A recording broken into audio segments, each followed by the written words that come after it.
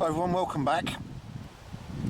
I've got on this log here a knife, an Enzo trapper, and also Ferrocerium rod and striker. Two items that are very much considered bushcraft essentials.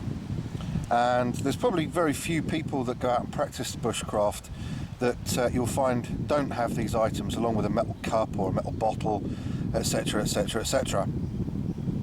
I've seen a lot of videos recently where Ferrocerium rod technique, or the technique of using a Ferrocerium rod, has ranged from really poor to just about acceptable. And I made a comment on a video, I won't say whose it was, and they came back to me and said, well, why don't you do a video on correct technique for using a ferro rod? So that's what I'm doing here. And the technique that I've seen, let me just unclip the striker. Many people will say get rid of the striker. You can do. This one's got a whistle on it. This is a Light My Fire coconut shell ferro rod, and it's got an inbuilt whistle.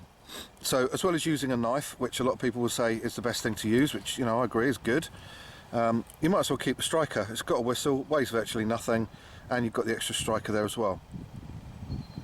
The technique that I've seen a lot is ranging from the terrible, with people holding the ferro rod, pretend the knife is the base of the fire just there, holding the ferro rod like this and just scraping away, expecting these sparks to land somewhere around here, keep their heat, and thus ignite the tinder that they're using.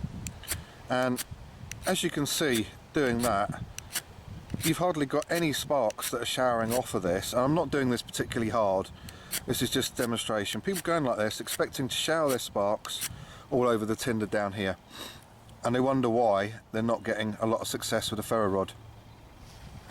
The next technique that I found is where people are holding this, and that's fine, holding the striker and then pulling away, so at least you keep the sparks in a fairly consistent location, which again, that's a better technique than the last one, but still this hand tends to move about and can knock your tinder around, so on and so forth. An extension of that is where people might put their hand and hold their hand against the floor or the log and pull away. That's slightly better. Or indeed, you can hold the ferro rod down, put your tinder in place and strike down with the striker, and at least that keeps your tinder in place, so on and so forth. There's various mechanisms of putting the striker over the log and striking down with one-handed techniques, or you can put it up like that and strike up as a one-handed technique that way. Don't forget, you can also hold the striker with your bit of char cloth on the top if you want to, and don't forget you can pull down, right, and that keeps your sparks in a nice consistent area if you're trying to light a piece of tinder, small piece of tinder or char cloth on top of your striker. Easy way of doing it is that way, alright? But the best way I found of doing this, and I'll demonstrate with the striker first and then I'll go on to the knife. If you hold the ferro rod in your hand like this, and you can see where the wear is happening on this one particularly, this is reasonably new, all the wear is happening down in this last third, and that means I'm not scraping hardly any of this material away. The longevity of this striker is going to be huge. Alright, there's no need to strike it all the way across the top of the ferro rod. So using your striker, hold the ferro rod in your non-dominant hand if you like. I'm right-handed, so I'm holding it in my left hand. Just stick the tip of the ferro rod over the crease, the last crease in your finger. Using the striker, just push with the non-dominant hand's thumb, just push really hard on it. Push down it, 45 degrees, and you can get as close as you want to your tinder in that way. And you keep all of your sparks in one place.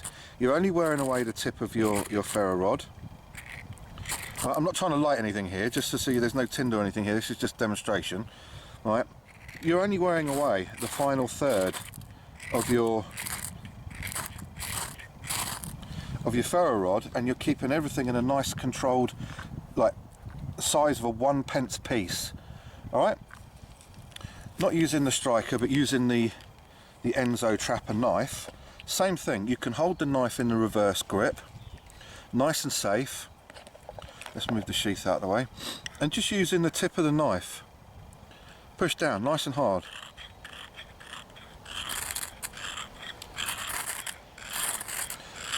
Alright, nice and easy.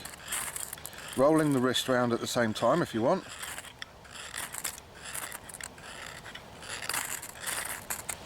But you get a nice concentration of sparks just off the tip of your knife.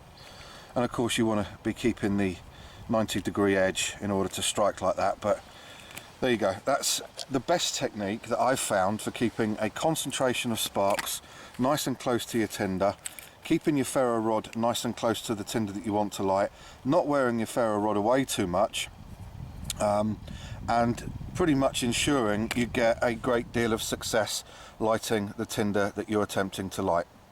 Thanks very much for watching. I'll see you in the next one.